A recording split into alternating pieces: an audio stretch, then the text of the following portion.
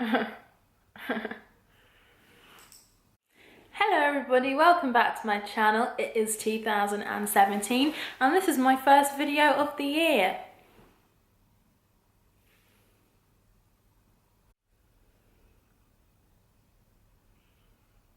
I've been trying to make an intro for the last 15 minutes. So whatever I film next, it's gonna be it.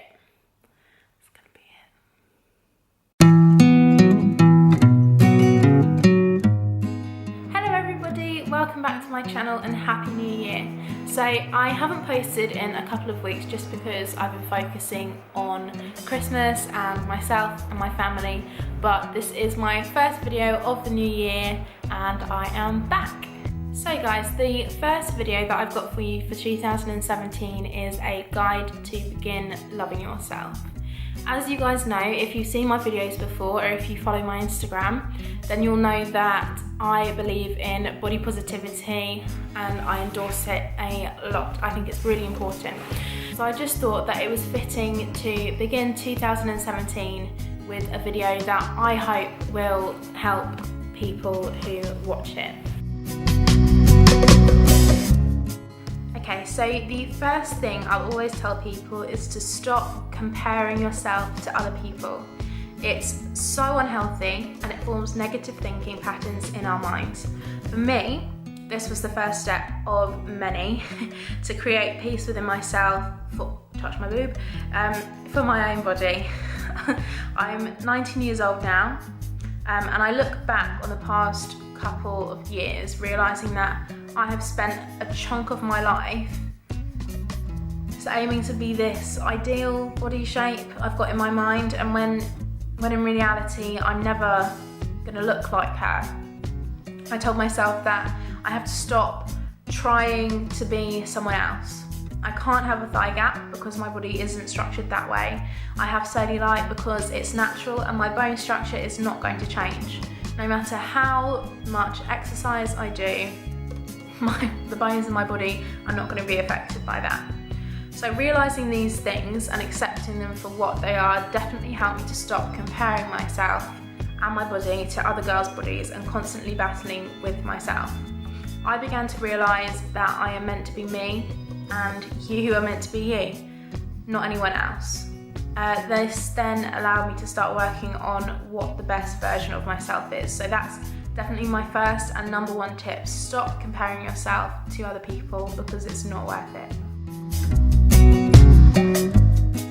So my second tip will focus mainly on social media. Now, I love social media and I enjoy posting pictures and videos and keeping up to date with the people I follow on their profiles, just like you probably. But during the depths of my eating disorder, I followed a huge amount of pro-anorexia websites and inspiration accounts. Now, if you don't know what a pro-anorexia site is, it's basically an account or a website that endorses anorexia and glorifies it, which is absolutely disgusting, I feel now at this point. But at that point then, I felt like it was my lifeline. Because of this, it meant that whenever I went onto Instagram, Tumblr or Twitter, I would instantly be triggered by a picture of an extremely slim girl or a paragraph written about how fat you'll become if you eat anything. I would be confronted with diet tips and tips to hide the fact that you're not eating from your loved ones. At the beginning of my recovery and my self-love journey, I unfollowed all of these accounts. I created a new account for myself, which is Unapologetically Ella on Instagram, and I created a safe space in which I only followed positive people. So following negative people on social media can have such a huge effect on the way that you feel about yourself because it is such a big platform and it's a huge part of our lives right now. It's very influential basically. So my tip would definitely be to unfollow anyone negative, unfollow anyone that makes you feel jealous or bad about your own body, and only follow accounts that make you feel good about embracing your body and who you are. I also definitely think block people who comment negative things, if you have people that comment negative things, or people who just try to bring you down, and only interact with people whose opinions are actually worth listening to. So to add to that, another tip of mine is to apply that attitude to the outside world as well. Hang around with people who embrace you for who you are, rather than people who judge you because of the way that you look or because of the things you like. I made those changes myself, and I can't tell you how much my mindset's changed because of the people I now choose to spend my time with. Now, something that I struggled with massively during my recovery was gaining the weight back that I had lost. All the time, all I saw was myself growing and growing back into the form of the thing that I personally hated. It was a huge problem for me, and it held me back so much. But something that helped me to embrace that was throwing away my old clothes. So that is, I cannot tell you how helpful it is. If you get together the clothes that you had before and you just chuck them out, I felt more at peace with myself. Obviously, my clothing size was changing as I went back to a healthy weight, and I found it very triggering to try to fit into the clothes that I had bought for myself for when I was 3 stone lighter. So I got rid of them. It took me a while, because it took me a while to accept the fact that I was growing and that I wasn't going to fit into them again. So, like, don't get me wrong, shopping for new clothes in larger sizes was really hard for me at first. I wanted so desperately to hold on to the old clothes just in case I could possibly get back down to that weight again.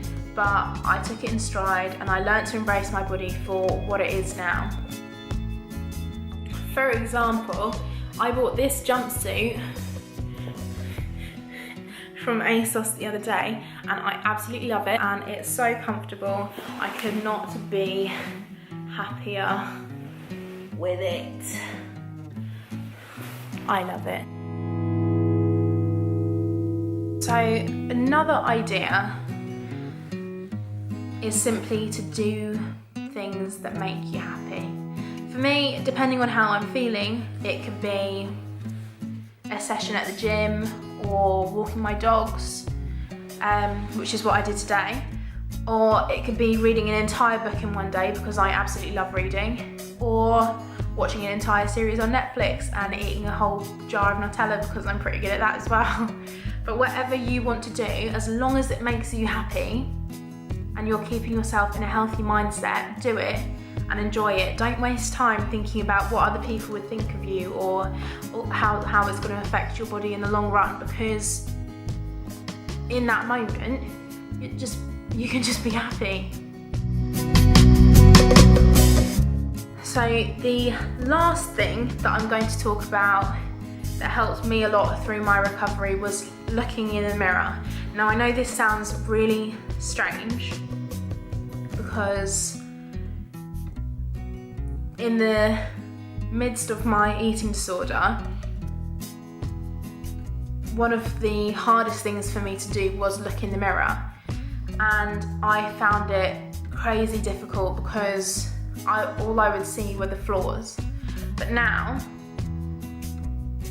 I look in the mirror with the intention of pointing out 5 things that I love about my body and 5 things that I love about my personality or me as a person. So I do this most mornings and I love it. I think it helps me so much just to get that extra boost of confidence in the morning. Obviously, some days it does just prove impossible because all of us have bad days some days, but you've got to keep in the back of your mind that there's always something there to name if you know how to find the good in yourself. So I urge you, I urge you to look in the mirror tomorrow morning or this morning if you're watching this in the morning.